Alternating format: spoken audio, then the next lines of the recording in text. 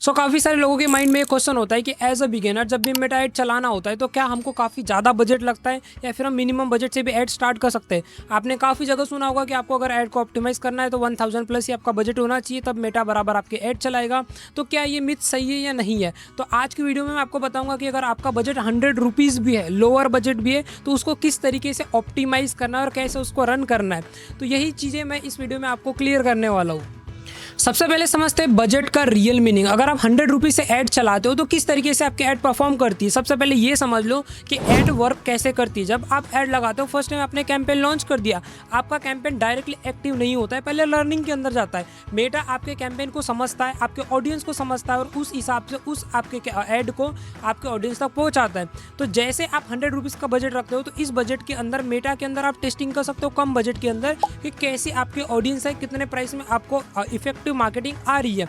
अगर आप एकदम से 500 या 1000 रुपये का बजट लगा दोगे तो मेटा बहुत स्पीड से उसको स्टार्टिंग में ये स्पेंड कर देगा और आपको समझ नहीं आएगा कि एक्चुअल में टारगेटिंग कहाँ करनी है। तो जब भी आपकी ऐड लगती है, ऐड लगाने के बाद में जब वो लर्निंग फेज में जाती है, इट मीन्स कि मेटा आपके ऑडियंस को समझ रहा है, टेस्टिंग कर रहा है और उसके बाद में आपको रिजल्ट निकाल करके देगा। इसीलिए अगर 100 रुपीज़, 200 रुपीज़ या 500 रुपीज़ का भी बजट रख रहे हो तो सबसे पहले अपने ऑडियंस का डेटा कलेक्ट करो एंड देन उसके बाद में आपको बजट बढ़ाना होता है। अब मैं आपको ऐसी 5 स्ट्रैटेजी बताने वाला हूँ जो अगर आप जीरो से भी स्टार्ट कर रहे हो, एज अ बिगिनर हो और एडवांस लेवल के ऊपर जा रहे हो, तो हर टाइम पे स्ट्रैटेजी आपको यूज़ आने वाली है। तो इस वीडियो को यहीं पे सेव कर लेना और शेयर भी कर देना।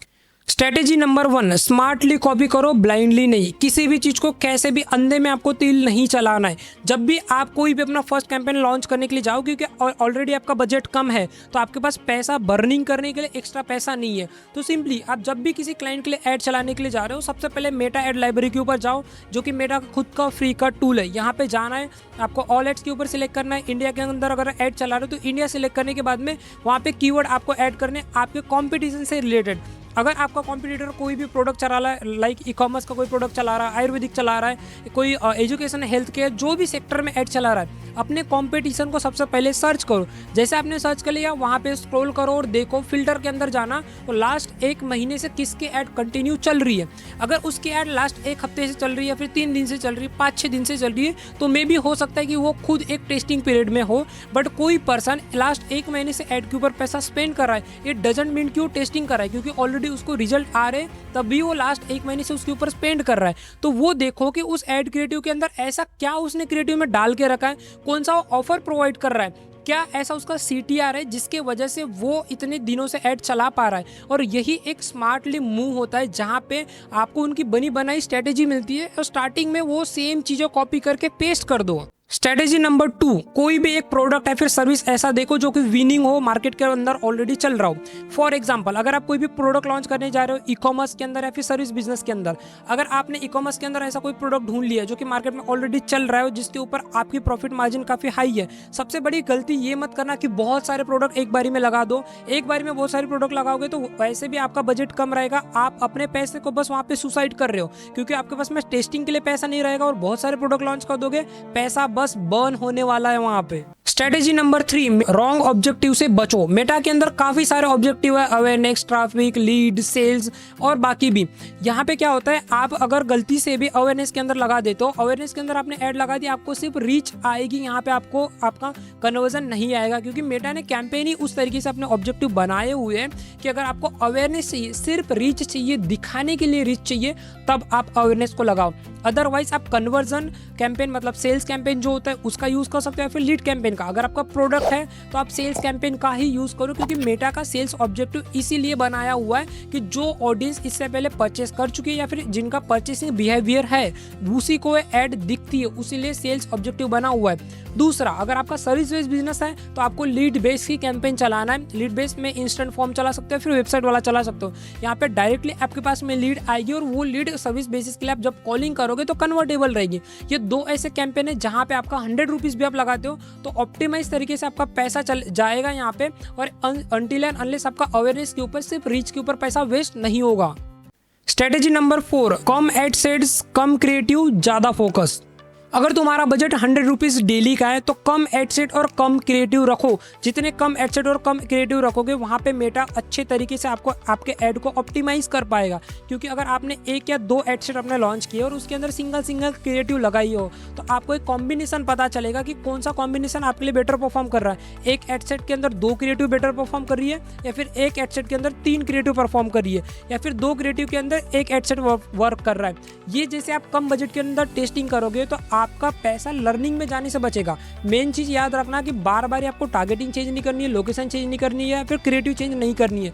जितने बार ये चीज़ें करते जाओगे उतनी बार आपकी ऐड लर्निंग फेस में जाती जाएगी। और जब भी लर्निंग में गई तो विद इन 24 to 48 आवर्स आपकी ऐड सिर्फ लर्निंग में रहती है। मेटा तब सीख रहा होता है आपकी ऐड को चलाने से, तो यहाँ पे आपका पैसा सिर्फ वेस्ट होगा। इसलिए पेशेंस रखो कि 5 से 7 दिन अगर आपने कोई भी कैंपेन लगा दिया है तो उसको टेस्टिंग करो, उसी के बाद में आपको रिजल्ट देखने के लिए मिलेगा, तभी आप अपना सेकंड कैंपेन उसके अंदर लॉन्च करो।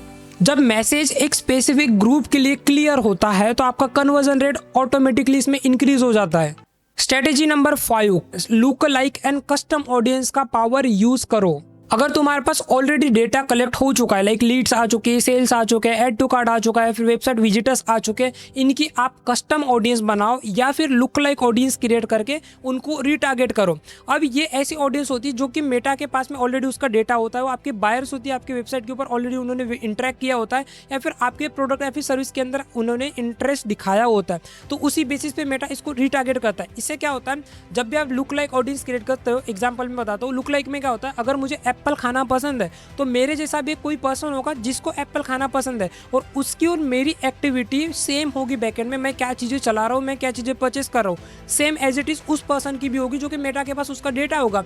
तो उसी बेसिस पे मेटा लुक लाइक ऑडियंस बनाएगा 1% के ऊपर। 1% मतलब सबसे हाई चांसेस है उसके और मेरे एक्टिविटीज मैच होने के, तो उसके जैसे ऑडियंस को मेटा रीटारगेट करेगा। इसमें आपकी टेस्टिंग कम होगी और रिजल्ट काफी ज्यादा आएंगे, क्योंकि ये ऑडियंस आपके ऑडियंस से सिमिलर मैच कर रही है। तो इसका आप यूज जरूर करो। अब जब ये प्रोसेस करने के बाद में आपको एक विनिंग कैंपेन मिल जाए, विनिंग ऐड मिल जाए, तो अपने ऐड को एकदम से इंक्रीज नहीं कर देने का, 20 to 30% डेली उसको इंक्रीज करते जाओ।